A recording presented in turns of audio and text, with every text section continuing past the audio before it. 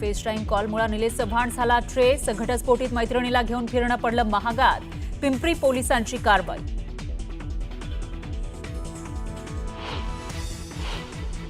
माणिकराव कोकाटेंनी शेतकऱ्यांबाबत जपून बोलावं, काही गोष्टी मनात ठेवायच्या. अजित पवारांचा माणिकराव कोकाटेंना सल्ला. शरद पवार आणि उपमुख्यमंत्री अजित पवार कार्यक्रमाच्या निमित्तानं एकत्र. पुण्यातील वसंतदादा इन्स्टिट्यूटच्या एआय संदर्भातील बैठकीमध्ये दोघे हजर. पालकमंत्रीपदावरून काही अडलं का? नाशिकच्या पालकमंत्रीपदाच्या प्रश्नावर मुख्यमंत्री फडणवीसांचं उत्तर. ठाकरे बंधूंनी एकत्र यावं. दिव्यामध्ये शिवसेना युबीटीची बॅनरबाजी. कल्याण ग्रामीण आणि दिवा शहराच्या विकासासाठी ठाकरे एकत्र हवे, बॅनरवर मजकूर. मनसे आणि शिवसेना युबीटी एकत्र येऊ शकत नाहीत. मंत्री संजय शिरसाट यांचा गौप्यस्फोट. तर कार्यकर्त्यांना किंमत दिली असती तर पक्ष फुटला नसता, असं म्हणत ठाकरेंना टोला. संभाजीनगरमधील दरोडा प्रकरणी आणखी दोघांना अटक. आरोपी सूर्यकांत गंगणेची बायको आणि सासऱ्याला बेड्या. आरोपींनी 8 लाख रुपये किमतीचं सोनं मोडलं. नाशिक कुंभमेळ्याच्या तारखा जाहीर. 2 ऑगस्ट 2027ला सोमवती अमावस्येच्या दिवशी पहिलं शाही स्नान. तिसरं शाही स्नान 12 सप्टेंबर 2027ला. महानगरपालिका आणि नगरपालिका क्षेत्रात घनकचऱ्याचा प्रश्न गंभीर. कचरा व्यवस्थापनाचा ढिसाळपणा याला जबाबदार. कॅगचा उपमुख्यमंत्री एकनाथ शिंदेंच्या नगरविकास खात्यावर ठपका. आणि आयपीएलमध्ये आज क्वालिफायर 2चा सामना. पंजाब विरुद्ध मुंबई भिडणार. विजेत्याची फायनलमध्ये बंगळुरूशी लढत. नाशिकच्या कुंभमेळ्याच्या तारखा जाहीर करण्यात आलेल्या आहेत. कुंभमेळ्यामध्ये 42 ते 45 पर्व स्नान होणार आहे. 31 ऑक्टोबर 2026 पासून ते 24 जुलै 2028 पर्यंत कुंभमेळा सुरू असणार आहे. कुंभमेळ्याच्या निमित्ताने 4000 कोटी रुपयांच्या निविदा काढल्याची माहिती मुख्यमंत्री देवेंद्र फडणवीस यांनी दिली आहे. जलसंपदा मंत्र्यांनी चांगली योजना तयार केल्याचं म्हणत फडणवीसांनी गिरीश महाजनांचं कौतुक केलं.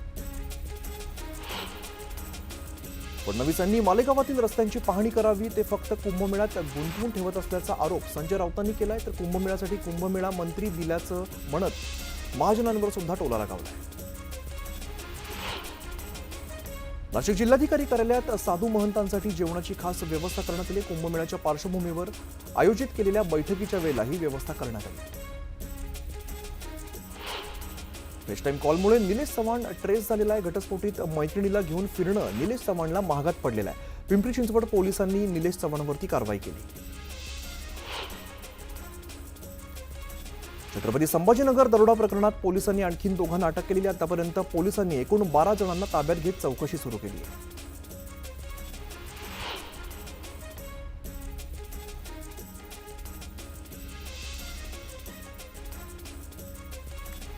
मुंबईमध्ये कस्टम अधिकाऱ्यांनी वन्यजीव तस्करी विरोधात मोठी कारवाई केली आहे. थायलंडहून भारतात परदेशी सरडे आणणाऱ्याला मुंबई विमानतळावरून अटक करण्यात आली. आजपासून 31 जुलैपर्यंत खोल समुद्रातील मासेमारीवरती बंदी घालण्यात आली आहे. या कालावधीमध्ये खोल समुद्रात मासेमारी करणाऱ्यांवरती मत्स्य विभागाकडून कठोर कारवाई केली जाणार आहे. माशांच्या प्रजनन काळात त्यांचे संख्यावाढीचं प्रमाण अबाधित ठेवण्यासाठी हा निर्णय घेण्यात आला आहे. वाशिम जिल्ह्यात नक्की चाललंय तरी काय असा सवाल सध्या उपस्थित होतो. एका महिलेची खासगी रुग्णालयात प्रसूती झाल्यानंतर तिच्या पोटामध्ये कापडी तुकडा राहिल्याची गंभीर बाब समोर आलेली आहे. या महिलेच्या पोटात हिला कापडी तुकडा संभाजीनगरमधील डॉक्टरांच्या निष्कर्षास आल्यानंतर ऑपरेशन करून तो तुकडा बाहेर काढलाय. या प्रकरणी तक्रार दाखल केल्यानंतरही पोलिसांनी कारवाई केलेली नाहीये. वाशिमच्या जिल्हा सामान्य रुग्णालयातील धक्कादायक प्रकार समोर आला. अपेंडिक्सच्या शस्त्रक्रियेच्या दरम्यान रुग्णाच्या पोटाची त्वचा भाजलेली आहे. या प्रकरणी तांत्रिक बिघाड असल्यामुळे अनावधानाने घटना घडल्याचं थातुरमातुर कारण रुग्णालयाकडून देण्यात आलेलं आहे. या प्रकरणी तक्रार दाखल करून सुद्धा पोलिसांनी तपास सुरू न केल्यामुळे रुग्णाच्या नातेवाईकांनी संताप व्यक्त केला आहे. हिंगोली जिल्ह्यात हळद लागवडीला सुरुवात झालेली आहे. यंदा पाऊस लवकर आल्यामुळे शेतकऱ्यांनी हळद लागवडीला सुरुवात केली. लग्नाआधी पालकांनी मुलांशी संवाद साधायला पाहिजे. मुलींच्या संसारात आई वडिलांची ढवळाढवळ नको असं म्हणत हगवणी प्रकरणामध्ये लक्ष्मण हाके यांनी प्रतिक्रिया दिली. छत्तीसगडमध्ये सुरक्षा दलांना स्फोटातून ठार करण्याचा माओवाद्यांचा कट सुरक्षा दलानं उधळलेला. 10 आयडीची स्फोटकं माओवाद्यांनी पेरून ठेवलेली होती.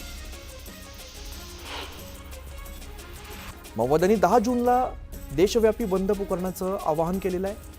माओवाद्यांचा नेता बसवराजू ठार झाल्याने त्यांची बंदची हाक दिलेली आहे. दरम्यान माओवादी देशभरात स्मारक स्तंभांचं सुद्धा आयोजन करणार आहे. मुंबईहून नाशिककडे येणाऱ्या मार्गावरती कसरा घाटात वाहतूक कोंडी झाली आहे. वाहनांच्या तब्बल 4 ते 5 किलोमीटरपर्यंत लांबच लांब रांगा लागल्यामुळे वाहन चालक त्रस्त झाले. अमरावती शहरात थातुरमातूर नालेसफाई करण्यात आल्यामुळे शहरातील नालेसफाईचे 3 तेरा वाजलेत. नाल्यामध्ये सफाई केल्याचा फक्त दिखावा करण्यात आल्यामुळे नागरिकांनी संताप व्यक्त केला आहे. नंदुरबारमध्ये कृषी विभागाच्या पथकाने महाराष्ट्रात प्रतिबंधित असलेल्या बीटी बियाणाची विक्री करणाऱ्या एका व्यक्तीला ताब्यात घेतलेलं आहे. त्याच्याकडून तब्बल 2 लाखांची बियाणं जप्त केली आहेत. नंदुरबार जिल्ह्यात जिल्हा परिषदेच्या शाळा कुडाच्या झोपडीमध्ये भरत असल्याचं समोर आलेलं आहे. तातडीने उत्तम दर्जाच्या शाळेत वर्ग घेण्याची मागणी नागरिक करत आहेत. पोलीस पडताळणी केल्याशिवाय परप्रांतीयांना नोकरी देऊ नका असं आवाहन आमदार सुधाकर अडबालेंनी केलेलं आहे. गुन्हेगारीच्या घटना टाळण्यासाठी त्यांना विश्रामगृहाला पत्र लिहून ही मागणी केली. तळेगाव दाभाडे नगर परिषदेत दिव्यांग कल्याण निधीचं वितरण करण्यात आलेलं आहे. 283 लाभार्थ्यांना 90 लाखांचं प्रारूप धनादेश वाटप करण्यात आलं. जळगाव जिल्हा परिषदेचे 209 कर्मचारी सेवानिवृत्त होणार आहेत. जिल्ह्यातील विविध जिल्हा परिषद शाळांमधील कार्यरत 153 शिक्षक आणि 56 कर्मचाऱ्यांचा यात सहभाग आहे. मालेगावमध्ये बनावट जन्मदाखल्यांचा घोळ असल्याचं समोर आलेलं आहे. यावेळेला पालिकेने 3000 जन्मदाखले रद्द केलेत. मात्र जन्मदाखले रद्द केल्या विरोधात मुंबई उच्च न्यायालयामध्ये याचिका दाखल करण्यात आली. संतोष देशमुख हत्या प्रकरणानंतर बीड पोलीस दलात मोठे फेरबदल करण्यात आलेले आहेत. 606 कर्मचाऱ्यांनंतर बीड पोलीस दलामध्ये 19 पोलीस अधिकाऱ्यांच्या बदल्या करण्यात आल्या. जळगाव जिल्हा पोलीस दलात बदली प्रक्रियेला सुरुवात झालेली आहे. 79 ग्रेड PSI आणि ASI यांच्या बदल्या करण्यात आलेल्या आहेत. पोलीस अधीक्षक महेश्वर रेड्डींच्या आदेशाने बदली करण्यात आली. सांगोल्याच्या जवळे गावामध्ये जिल्हा परिषद शाळेमध्ये प्रवेश घेतल्यास घरपट्टी माफ करण्याचा निर्णय घेतलाय. जिल्हा परिषद शाळा टिकवण्यासाठी शारदा देवी अभियान राबवण्यात आलं. सोलापूर ते गोवा विमानसेवेला सोलापूरकरांनी उत्स्फूर्त प्रतिसाद दिलाय. 4 दिवसात 200 पेक्षा अधिक तिकिटांची विक्री झालेली आहे. फ्लाय 91 कंपनीच्या माध्यमातून 9 जूनपासून विमानसेवा सुरू होणार आहे. नागपुरात वाघाच्या हल्ल्यामध्ये एका शेतकऱ्याचा मृत्यू झालाय. रवी कवडू असं मृत शेतकऱ्याचं नाव आहे. तर शेतीचं काम करताना ही घटना घडलेली आहे. दरम्यान वन्य प्राण्यांचा बंदोबस्त करण्याची मागणी नागरिकांनी केली. अक्कलकोट रोड MIDC मध्ये अत्याधुनिक अग्निशामक वाहन उपलब्ध करून देणार अशी ग्वाही पालकमंत्री जयकुमार गोरे यांनी दिली आहे. तर दुर्घटनेच्या अनुषंगाने सविस्तर अहवाल पुढील 8 दिवसातच द्यावेत असा आदेश सुद्धा दिलेला आहे. राज्य परिवहन महामंडळाच्या सिंधुदुर्ग आणि रत्नागिरी इथल्या विभागीय कार्यशाळेतील कर्मचाऱ्यांनी भाजप प्रणित सेवाशक्ती संघर्ष ST महासंघात प्रवेश केलेला आहे. राज्याचे मत्स्य व्यवसाय आणि बंदरे विकास मंत्री नितेश राणेंच्या हस्ते हा प्रवेश पार पडला आहे. सोलापुरातील बार्शी तालुक्यामध्ये साकत या ठिकाणी अवकाळी पावसामुळे शेती पिकांचं मोठं नुकसान झालंय. पंचनामे करण्यासाठी आलेल्या अधिकारी आणि कर्मचाऱ्यांना नदीच्या पाण्यातून वाट काढत पंचनामा करण्यासाठी जावं लागलं. राज्यात मान्सून दाखल झाल्यामुळे उकाड्यापासून काहीसा दिलासा मिळालाय. मात्र पावसामुळे भाजीपाल्यांचे सुद्धा यात मोठ्या प्रमाणात नुकसान झालंय. परिणामी मुंबईमध्ये येणाऱ्या मालाची आवक घटल्यामुळे किमती वाढल्यामुळे भाजी विक्रेत्यांनी सांगितलेलं आहे. दरम्यान या दरवाढीमुळे गृहिणींचं महिन्याचं बजेट चांगलंच कोलमडलेलं आहे. किमान 10 जूनपर्यंत मान्सूनचा प्रवास थांबणार असल्याचा अंदाज आहे. त्यामुळे शेतकऱ्यांना पेरणीची घाई न करण्याचं आवाहन केलं जात आहे. शहापूरमध्ये 3 दिवसांच्या विश्रांतीनंतर पावसानं जोरदार हजेरी लावली. त्यामुळे दुबार भात शेती करणाऱ्या शेतकऱ्यांना मोठा दिलासा मिळाला. नांदेड जिल्ह्यात पावसानं जोरदार हजेरी लावली. त्यामुळे जिल्ह्यातील जलसाठ्यामध्ये वाढ झाली आहे. नांदेड शहराला पाणी पुरवठा करणाऱ्या विष्णुपुरी धरणात 40% इतका पाणी साठा आहे. मागील 2 दिवसांपासून उसंत घेतलेल्या पावसाने पुण्यामध्ये पुन्हा जोरदार हजेरी लावली आहे. अचानक आलेल्या पावसामुळे मात्र पुणेकरांची चांगलीच तारांबळ उडाली. सोलापूरच्या अक्कलकोट तालुक्यामध्ये मुसळधार पावसाने हजेरी लावली. त्यामुळे शेतशिवारात पाणी शिरल्यामुळे पिकांचं यात मोठं नुकसान झालं. जळगाव जिल्ह्यामध्ये जोरदार पाऊस झाल्यानंतर शेती कामांना आता वेग आला. शेतकऱ्यांनी पेरणीपूर्व मशागतीला सुरुवात केली. धाराशिवमध्ये पावसानं जोरदार हजेरी लावली, त्यामुळे काढून ठेवलेल्या ज्वारी आणि कडब्याचं मोठं नुकसान झालं, त्यामुळे शेतकरी आर्थिक संकटात सापडला. मुसळधार पावसामुळे सिंधुदुर्ग जिल्ह्यातील शेतकऱ्यांचं मोठं नुकसान झालंय. भुईमुग, कलिंगड, कोकम या पिकाचं मोठं नुकसान झालंय, तर 74 गावातील 175 शेतकरी बाधित झाले. बीड जिल्ह्यातील आष्टी तालुक्यात झालेल्या मुसळधार पावसामुळे टोमॅटो उत्पादक शेतकरी आर्थिक संकटात सापडलाय. हातातोंडाशी आलेला घास हिरावल्यामुळे शेतकरी हताश झालाय. मनमाड, मालेगावसह नाशिक जिल्ह्यामध्ये मुसळधार पावसानं कहर केलाय. तब्बल 6,570 हेक्टरवरील पिकांना पावसाचा फटका बसलाय. 1,000 गावांमधील 19,000 शेतकरी बाधित झाले, तर सर्वात जास्त कांदा पिकाचं नुकसान झाल्यामुळे बळीराजा आर्थिक संकटात सापडलाय. सिंधुदुर्ग जिल्ह्यातील कलिंगड उत्पादक शेतकरी मेटाकुटीला आलाय. पावसामुळे कलिंगड बागा अक्षरशः पाण्यामध्ये गेल्या, त्यामुळे शेतकरी आर्थिक संकटात सापडलेत. हजारो टन कलिंगड पीक वाया गेल्यामुळे शेतकरी हवालदिल झालाय. मागील काही दिवसांपासून सुरू असलेल्या मुसळधार पावसामुळे भीमा नदीला पूर आलेला आहे. मात्र नदीच्या पात्रात पाण्याचा जोरदार प्रवाह असून जलपर्णीचं संकट मात्र कायम आहे. सोलापूर जिल्ह्यात झालेल्या मुसळधार पावसामुळे उमराणी बंधारा तुडुंब भरलेला आहे, त्यामुळे भीमा नदीवरील बंधाऱ्याला सुद्धा अनोखं रूप प्राप्त झालेलं आहे. हा बंधारा भरल्यामुळे सोलापूरकरांची पाण्याची चिंता आता मिटली. साताऱ्यातही कोरोनाचा पुन्हा शिरकाव झालेला असून कोरोनामुळे एकाचा मृत्यू झालाय, तर 2 जणांना कोरोनाची लागण झालेली आहे. तर कराडमधील रुग्णालयात 2 कोरोनाबाधितांवरती उपचार सुरू आहेत. नंदुरबार जिल्ह्यात कोरोनाचा वाढता प्रादुर्भाव लक्षात घेत आरोग्य यंत्रणा आता सज्ज झाल्यात. शासकीय महाविद्यालयात कोरोना वॉर्ड सज्ज करण्यात आला आहे. वसईतही कोरोनानं शिरकाव केलेला असून खोचिवडे गावामध्ये राहणाऱ्या 43 वर्षीय कोरोना बाधिताचा यात मृत्यू झालाय. कोविड चाचणी पॉझिटिव्ह आलेली असून त्याला श्वसनाचा त्रास होत असल्यामुळे त्याचा मृत्यू झाला.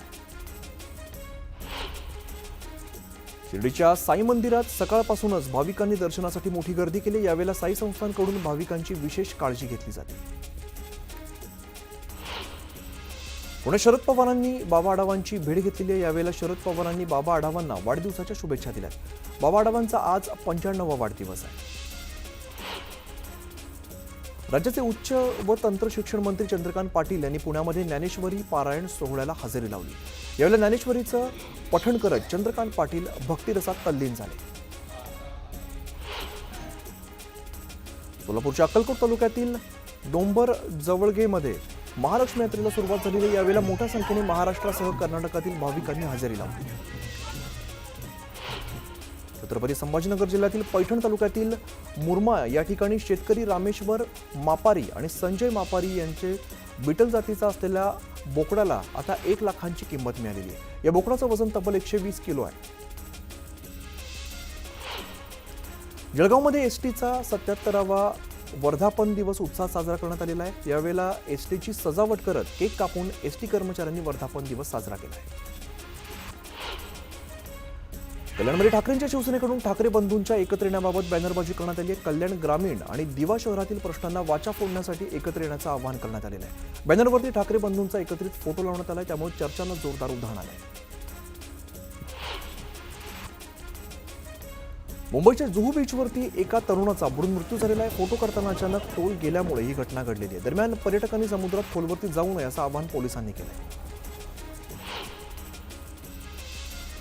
नागपुरातील मध्यवर्ती कारागृहात आता एकाच वेळेला 2 गुन्हेगारांना फाशी देण्याची व्यवस्था करण्यात येणार आहे. दोघांना एकत्र फाशी देण्यासाठी आता फाशी यार्ड तयार केला जातोय. याचं काम पुढील 2 दिवसात होण्याची शक्यता आहे. पुणे शहरात राष्ट्रवादी काँग्रेसच्या शहराध्यक्षपदी निवड करण्यात आली.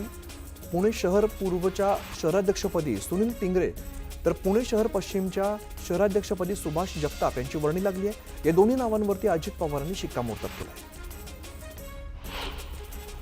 ज्यावेळेस लाडकी बहीण योजना आली त्यावेळेला आम्हाला जास्त वेळ मिळाला नाही. लगेचच निवडणूक आल्या, त्यामुळे तपासणी करण्यासाठी वेळ मिळालेला नाही.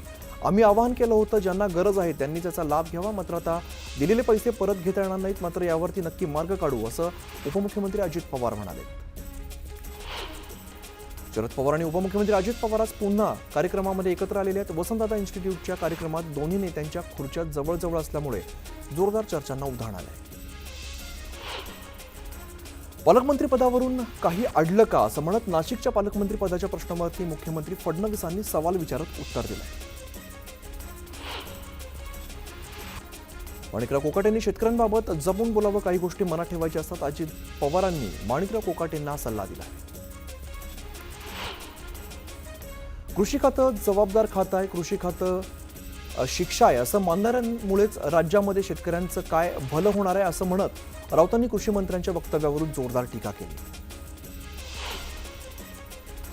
मनसे आणि शिवसेना एकत्र येतील हा विचार आता डोक्यातून काढून टाका. शिवसेना प्रमुखांनी राज ठाकरेंना सोबत घेण्यास उद्धव ठाकरेंना सांगितलं होतं, मात्र त्यांनी कधीच राज ठाकरेंना एकत्र घेतलं नाही.